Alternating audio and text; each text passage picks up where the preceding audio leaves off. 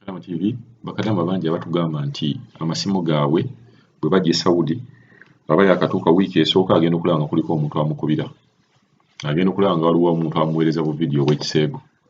Agamba omuntu eyaba yakatuuka kijja kitya okubeera nga omuntu amukubira oba omuntu ng'amanyi essimu ye. Ensonga eno waliwo kadama ayagala ogirambulula, ayagala otunnyonnyola lwaki omuntu osobola okubeera nga waakajja lwennyini ne bakuwadde essimu n'olaba nga waliwo omuntu akukubira essimu, omuntu gw'otamanyi. Abamu bagamba nti babboosi baabwe babeera babakubira essimu, naye Kadamu ono agamba bayinza okuba nga si babboosi baabwe, wabula layini zino ze babawa zibeera baazisala ku bantu kati ne baddamu ne bagikuwa omuntu omupya. Atandika obutandisi contract nti essimu oba kampani z'essimu zimanyi okureproducinga essimu ezo ne zibeera nga zidda ne zibeera nga ziri active. Kasooke tuwulire ensonga eno engeri gy'agyogerako, naye agamba nti mwegendereze ebintu bino ate muleme kulowooza nti waliwo abakubira, wabula layini zino babeera bazizzeemu ne bazikola nga ziri active. Gyebaleko Mami Kadama TV. Kati nsinziridde wano e Saudi Arabia. Mane njagala kutangazaamu ku nsonga y'ennamba z'essimu abaana ze boogerako. Ennamba z'e Saudi bw'oba nga tuli weenaani Saudi, layini gye bakuwa expiringa kumala omwaka. Omwaka bwe gwa bweguddu nga kampani zigidisconnectinga nga zigitunda. Kati kitegeeza abantu be yalina kati nga nze bemba nyina nga bali e Uganda, bali e Saudi,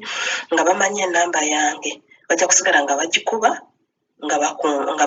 babuuza. Kitegeera ate nga boogera olulimi. N'ekirala bwe yaba nga yali agikozesa ku imo ekifaananyi tekikyuka ne contact tekikyuka, era bajja kusigala nga bamukola ki, nga profile bakulaba obeera ku imo naye ng'ekifaananyi kirala, ng'era bakugamba oli ku imo naye ekifaananyi kirala. Kati kiba kitegeeza omuntu oyo ennamba ya expiringa omwaka gumu olwo waggwawo, ne expiringa kampani n'eddamu n'egitunda. Omuntu yenna nga naani Saudi, line it lasts for 1 year. Okuggyako nga boosi wo akwase national ID ye n'asaza enamba, era zezo enamba ze bajja ku baana nga baddayo, nga buli Kadaama ajja gye bamuwa n'asaza enamba mu mannya ge, nga yeeyo ejja kusigala ng'eri active ever. Naye omuntu yenna nga iwe foreigner, kiringa bw'olaba nti buli n'obwoba ng'oli mu America, n'obwoba ng'oli professor, n'ojja mu Saudi okolera under contract of 2 years. Each year you have to every after 2 years you have to renew a contract. Naye nga omusaudi gwe mukola omulimu gwe gumu, ye tali contract. Okuggyako emirimu egya companies egitali gya gavumenti, n'Abasaudi basayininga contract. Companies emirimu egy'obwannannyini n'Abasaudi, yadde oli mu Saudi osayininga contract. Naye emirimu egya gavumenti n'obwoba ng'oli professor naye nga wajja mu Saudi nga toli mu Saudi, oli foreigner, lazima olina okukola ki, okusayininga contract every 2 years. Naye ng'ate omuntu gwe mukola omulimu gwe gumu nga mu Saudi tasayininga contract, abeera ku mulimu gwe kubanga gavumenti gubeerako mpaka lwa retiring, mpaka emyaka gye gya retirement oba ng'afudde. Kati kyekimu ne ku layini z'amasimu eza Saudi Arabia. Simanyi mawanga malala kubanga nze ndi mu Saudi. Nakati gyenyina nagifuna nga lumu Desemba. Nkitegeera nti this year Desemba erina okuvaako. Kati kitegeeza bwe mba nagiteeka ku imo, profile yange oli anaafuna enamba, bw'agiteeka mu layini ye, mu simu ye, immediate ejja kuleeta profile nga yooli. Ate oli bw'aba nga profile yagirekayo oba nga bw'omanyi nti ki, era baba bakulaba nti oli ku imo naye nga gwe tewagiregisteringa. Okuggyako kati nga gwe registerinze ennamba eyo, ate jjukira bw'aba yagisiteringa, mu kugiregisteringa aba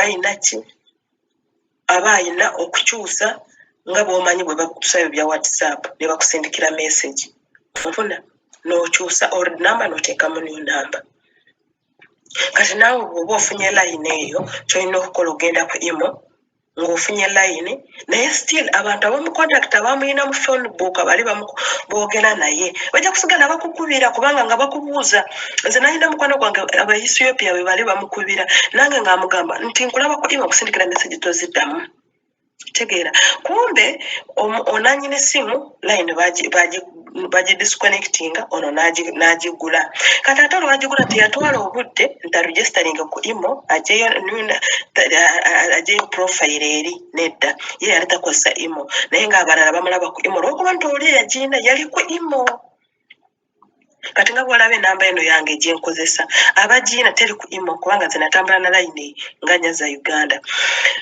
abali ku imo balaba ekifaananyi kye nateekayo 2017 naye nga enamba eno sikyagikosa ku imo okujjako nga kubanga kati elayini esimu erimu layini bbiri teri by the way n'esimu eno layini gyenkozesa teri muno eri mu kasimu katono kati obuzubaawo bwe buva abaana bagamba nti babakubira abantu layini z'ensawudde bakimanye okujjako nga bosi yakozesa national id ye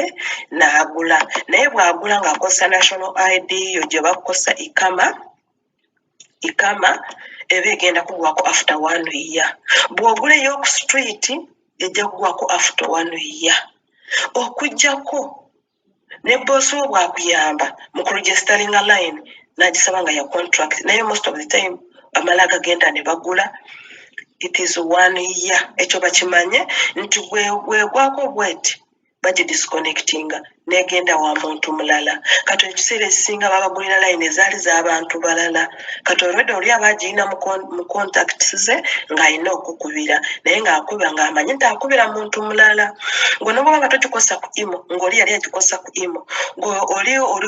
oli eyamuyina ku imo ajja kusigala ng'amulaba ku imo era ng'asindika message naye ziba tezijja zibasigala kubanga kuba togikosa ku imo naye lw'ogulako imo bw'otyo ojja kusangayo ng'olinayo profile naye nga ya muntu mulala kyekyo ku line ekyo batangaze obanyonyole line ezisinga tezirimu sigamba nti babosi bwe babakubira nedda line ne bagula za ku street line company ezitunda mulundo gwokubiri ene esawudi bw'oba nga iwenaani sawudi tosobola kukozesa line kusuuka mwaka nange njiina kati eno nkimanyi nti nga lumu desemba egisalako ekirala bw'oba nga sawudi toloodinga otuuka ekiseera okujjako ng'ozeemu n'oloadinga neba active oba nga toloadinga airtime line tebeera active nga nebwe bakukubira teyitamu nga naawe omuntu akukubira nogwomukwata yinza nedowoozi toliwulira ebeera teri active oba nga toloadinga naye bw'oba oloadinga basigala nga bagamba kati ejja expiringa nga mu gw'omukaaga ogujja kusinziira ku airtime gw'otaddeko bwe bityo bwe biri naye nga line tebaba baboosi era kituufu nga tebaba bamanyi okujjako kubanga akutrackinze takukubira wabula bakukubira waliwo bwe batrackinga nti bw'oba nga waliwo akukubidde ekifaananyi kijja ku ssimu ye ne kimulaga nti bakukubidde naye yakiseetinga yakimala kitegeera era bw'agenda mu kampuni n'akiseetinga bw'atyo nga bwe bakukubira line agikola mu line ekyo bw'aba nga mugezi nnyo naye ebisigadde bino ebya tracking webijjamu call forwarding webijjamu naye nga ekya line bwe kiri line bazitunda mirundi ebiri kasita omwaka gugwako kati omuntu eyagiina kati nga nze bwenyine eyange kuva nga Desemba abaana abo bagikubako bajja kuba bakubira muntu mulala bw'abaana bagiguze bwe bekyali ku maketi ojja kukuba nga teriiko bw'amala kugigula bwati n'agiteeka ku line ng'okuba eba egenda direct wooli era oba okitegeera butegeezi nti line Desemba nga lumu bagisalako bwe gutyo bwe guli naye taba boosi line kituufu bazigula aba bakuba era batabamanyi ekisinga kasita boosi agula line nga tanakufunira ikama line esooka gy'ofuna